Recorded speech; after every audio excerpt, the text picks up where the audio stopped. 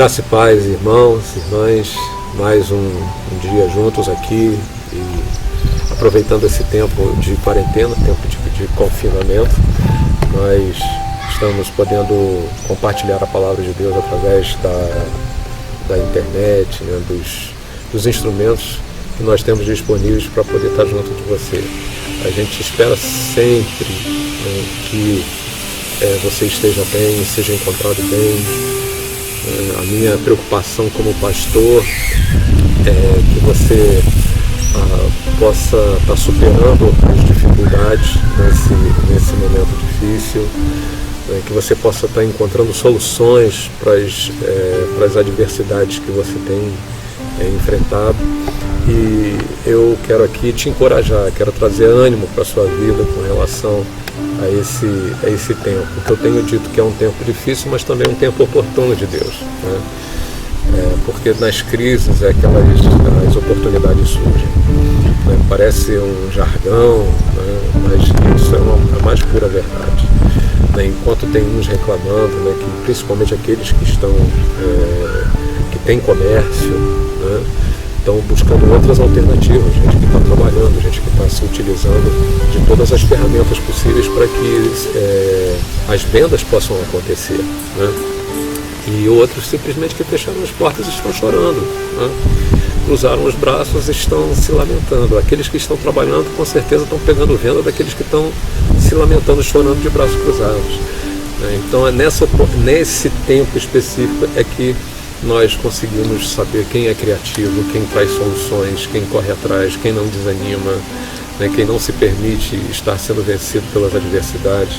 Eu queria compartilhar com você nessa manhã, nesse tempo de esperança, né, que você possa encontrar uma palavra de encorajamento no Senhor, né? E o texto se encontra em 2 Coríntios, capítulo 4. Verso 17, um texto muito conhecido de todos nós, e diz assim: porque a nossa leve e momentânea tribulação produz para nós eterno peso de glória acima de toda comparação.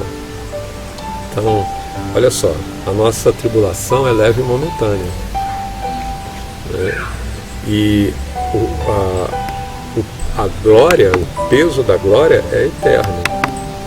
Não atentando nós nas coisas que se veem, mas nas que se não veem, né? Não é isso que o escritor de Hebreus vai falar a respeito da fé. Então, esse é um tempo que a gente pode dar um novo significado para a nossa vida, para as coisas que fazemos, né? Ressignificar as coisas, né? De mudar as referências, né? que nós carregamos a respeito daquilo que nos dá prazer e daquilo que nos promove dor, né? Daquilo que nos abate e daquilo que nos leva a vivermos um tempo de contentamento quando conquistamos alguma coisa ou quando recebemos algum tipo de bênção do Senhor. Então a gente vai perceber que, assim como o apóstolo Paulo percebeu, ele chegou a dizer que ele se gloriava nas tribulações. Como é que pode uma coisa dessa, né? Ele diz: porque a nossa leve e momentânea tribulação produz para nós eterno peso de glória. E ele diz: porque tenho por motivo de bom ânimo, né, o passar por diversas tribulações. Não era uma só, não, era diversas tribulações, né? Então, aqui nessa passagem que nós lemos, ele chama a tribulação de leve e momentânea. Então ele dá um novo significado, ele ressignifica as situações pelas quais ele passava, as lutas pelas quais ele estava passando, né? E a dar um outro sentido para aquilo que nos oprime, aquilo que nos causa abatimento, aquilo que causa uma pressão sobre as nossas vidas. Então a gente dá um novo significado. Então a gente vai descobrir a força que cada elemento negativo pode produzir positivamente uma mudança em nós. Isso é fundamental. E o texto ele fala aqui de uma produção, assim como a azeitona é colocada numa prensa, ela entrega o seu azeite. Assim, o melhor de nós pode ser exposto a partir de uma dificuldade. Então é a dificuldade que vai expor isso. Eu tenho falado isso constantemente, né? E tem algumas coisas que as pessoas anseiam na vida mais do que qualquer coisa, e elas fazem qualquer coisa, elas vendem a sua alma, né, por poder e por dinheiro. E isso demonstra claramente o que a pessoa é, porque na realidade essas duas coisas, né, o poder e o dinheiro, elas servem para revelar o que na realidade o ser humano é, o que a pessoa é, o que cada indivíduo tem dentro de si. Porque tem pessoas que não ligam a mínima para o dinheiro, né? Fazem do dinheiro até um instrumento de investimento. Quando eu era empresário, eu conheci muitos empresários e que hoje estão muito bem de vida, né? Financeiramente muito bem de vida, economicamente muito bem de vida. Mas eles tinham uma coisa que era assim, no tempo que eu ainda não tinha esse conceito, isso ainda era uma coisa muito incipiente na minha vida, né, de aprender esses conceitos, né, que você pode extrair do empreendedorismo, né, daquilo quando você empreende, né, quando você coloca uma dinâmica, quando você coloca a vida, quando você coloca os teus esforços, né, para superar as dificuldades. Né, e eles sempre viam, quando a gente olhava para o dinheiro, porque a gente trabalha para a gente conseguir o dinheiro, para poder obter alguma coisa ou conquistar alguma coisa, a maioria das pessoas fazem isso. A maioria das pessoas nem pensam por que fazem isso. Elas nem sabem por que elas estão fazendo isso. E às vezes entregam todo o seu tesouro, né? Às vezes trocando por uma coisa que às vezes nem vale a pena, um salário absolutamente absurdo, porque ela se acostumou, uma espécie de senso comum, né, na coletividade, faz com que ela pense assim, que ela possa produzir e vai produzir só aquilo. Não, o seu talento, né, o talento do ser humano é algo extraordinário, sensacional, espetacular, né? E por isso a gente tem toda essa dádiva divina dentro de nós que faz com que a gente produza. Então esses empresários, esses homens empreendedores, eles diziam o seguinte: não, vamos colocar aqui tantos milhões, vamos fazer isso, aquilo, outro, e assim, eles falavam de milhões como se fosse assim, pra gente R$10, R$5, mas eles tinham um objetivo, né? Alguns deles que eu pude conhecer, que com um senso de empreendedorismo muito grande, eles falam assim: tem famílias que dependem de mim, eu crio empregos. Então o dinheiro para eles não é um fim, é um meio. O dinheiro para eles é um meio para eles empreenderem mais. E quando eles têm 2, 3, 4, 5 milhões, eles vão fazer desses 3, 4, 5 milhões 20 milhões, 100 milhões, 200 milhões, vão empregar mais pessoas, vão produzir mais pessoas, né? E com isso, por consequência disso, eles se tornam pessoas com poder aquisitivo muito alto. Eu não estou querendo dizer com isso que você está aqui que estimular a ser um milionário. Eu estou falando do conceito. Eu estou falando daquilo que nós devemos fazer para empreender. Quando nós extraímos, né, de cada elemento negativo como que nós temos passado nesses dias, produzir uma coisa positiva em nós. Assim como nós podemos produzir algo extraordinário, tendo essa parábola aí, essa metáfora da azeitona, que quando ela é prensada, ela se tira o melhor dela. Então, ressignificar as coisas na nossa vida. A tribulação produz perseverança, a perseverança produz experiência, a experiência produz esperança, a esperança preenche os nossos vazios. Então são coisas que a gente às vezes nem pensa nisso, né? Que às vezes a gente nem se dá conta disso, de que, por exemplo, um outro exemplo, Ana queria um filho, né? Mas Deus queria um sacerdote ungido, né? O ministério sacerdotal estava caído. E da onde que Deus vai tirar isso? De alguém que é estéril. Deus tira alguém para ser uma referência espiritual, para transformar aquela nação, alguém que poderia estar se colocando na brecha, que seria Samuel, né, onde Deus investiria na vida dele, e Samuel, dedicado ao Senhor, consagrado ao Senhor, ele faria com que aquela nação retomasse os caminhos de onde nunca deveria ter saído. Né? E da onde que Deus vai tirar isso?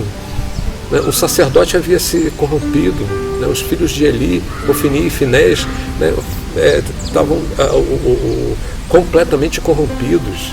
A palavra diz que eles cometiam todo tipo de barbaridade às portas do templo. No templo já não tinha nenhum tipo de referência espiritual, sacerdotal. Da onde que Deus vai tirar isso? Da onde menos se espera. De Ana, de uma mulher estéril. Então, enquanto Ana queria um filho, Deus queria um sacerdote para uma nação. O plano de Deus é sempre muito maior do que o nosso. Então não fique restrito. O teu foco não pode estar no problema, o teu foco não pode estar nas restrições que você passa. Exerça agora a sua capacidade em Deus de dar a volta por cima disso. Lute com todas as suas forças, né? Busque em Deus força, e Ele vai trazer força para a sua vida, vai trazendo socorro para a sua vida, vai trazer o livramento, vai trazer pessoas, né, que possam de alguma forma colaborar nesse plano de socorro, né, nesse plano de libertação que vai estar acontecendo na sua vida, né? Então, você pode perceber que o que importa, né, é o que essa tribulação produziu ou pode produzir em nós, né? Porque o problema é passar por tudo que nós passamos e não ter tirado nenhum tipo de proveito nisso. Tem pessoas que passam um monte de problema e nunca tiram nenhum proveito, né, desses problemas, e estão sempre reclamando sobre os mesmos problemas há muito tempo, né, sem nascer nada, que nasça algo desse tempo difícil, que nasça algo, que o Senhor possa fazer com que nós enxerguemos algo. Então, quem sabe algum projeto, alguma coisa, algum plano que você tem para a sua vida, que ainda não nasceu ainda, mas que você sempre teve desejo de fazer, é chegada a hora, né? Creia em Deus, creia que Ele é o Deus do impossível, que há algo latente dentro de você, gritando, clamando dentro de você, para que coisas novas possam estar acontecendo. Enquanto as coisas se tornam tranquilas, acomodadas, nada vai acontecer, porque você se acostumou com essa rotina. Agora, quando Deus, Ele promove uma situação onde nós somos prensados, né, porque Ele quer extrair o melhor de nós.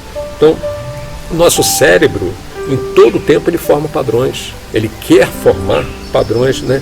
Sendo difícil tratar de coisas dos padrões que foram criados, que nós mesmos estabelecemos como padrões corretos para a nossa vida, né? E o apóstolo Paulo, ele nos dá o entendimento de que ele ainda não havia alcançado o seu propósito, mas que estava redirecionando as suas estratégias, né? Porém, o alvo e o prêmio continuavam os mesmos. Então, o destino, ele não mudou, mas as estratégias, sim. Então, que se mude as estratégias. O alvo e o prêmio eram os mesmos, né? Mas houve um redirecionamento, houve um ressignificado, né? Davi tinha um plano, né? Uma estratégia para trazer de volta a glória de Deus, a arca. Ele foi buscá-la, e trazendo de volta, né, para Israel era o que ele mais queria, trazendo redenção, trazendo renovação, trazendo restauração. Mas no meio da sua jornada ele viu que aquilo não estava dando certo, que os seus planos foi de redirecionado, foi ressignificado. Davi consultou a todo mundo, só se esqueceu de consultar a Deus. E no meio do caminho ele teve que ser redirecionado. Ele viu, né, aconteceram coisas que o fez redirecionar a sua estratégia. Então, irmãos, não queira ficar na frente da arca de Deus, não queira ficar na frente da glória de Deus, não queira dar direção, né, daquilo que Deus quer fazer na sua vida, né? Pois o nosso Deus é um Deus de redirecionamento, né? E a gente aprende isso nas dificuldades, né? Às vezes nós vamos precisar desacelerar e esperar no Senhor. Esse é um tempo onde tem muita gente, mas muita gente desacelerando, mas não está esperando no Senhor, espera no Senhor. Esse é um tempo de novas estratégias, esse é um tempo de um redirecionamento na nossa vida, né? Muitas vezes estamos propensos a dizer o que Deus tem que fazer, né? E não nos adequarmos àquilo que Deus já havia planejado na nossa vida, né? Deus nos permite saber os seus planos desde o início, né? Quando a crise ela se apresenta. Então, Ele tem um plano para te tirar dela, pois quando você sabe, né, o plano de Deus, mesmo que as coisas estejam dando errado, Deus continua tendo um plano. Você precisa estar disposto a ser reescrito, a ser redirecionado, a ser redirecionada, né? Então, seja humilde. O meu conselho para você nessa hora, meu querido irmão, minha querida irmã, é que você seja redirecionado,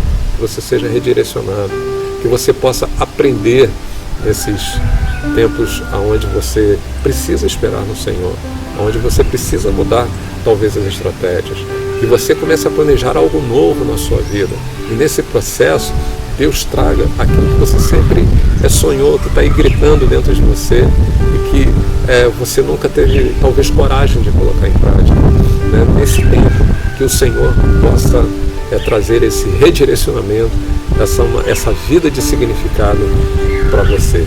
Amém? Nesses tempos onde a tribulação, né, ela é efêmera, ela é passageira. E lendo de novo 2 Coríntios capítulo 4, verso 17, porque a nossa leve e momentânea tribulação, essa dificuldade, ela vai passar, ela é leve e momentânea, né? Porque ela produz, tem uma produção, essa leve e momentânea tribulação, ela produz para nós eterno peso de glória. Que o Senhor te abençoe, beijo no seu coraçãozinho.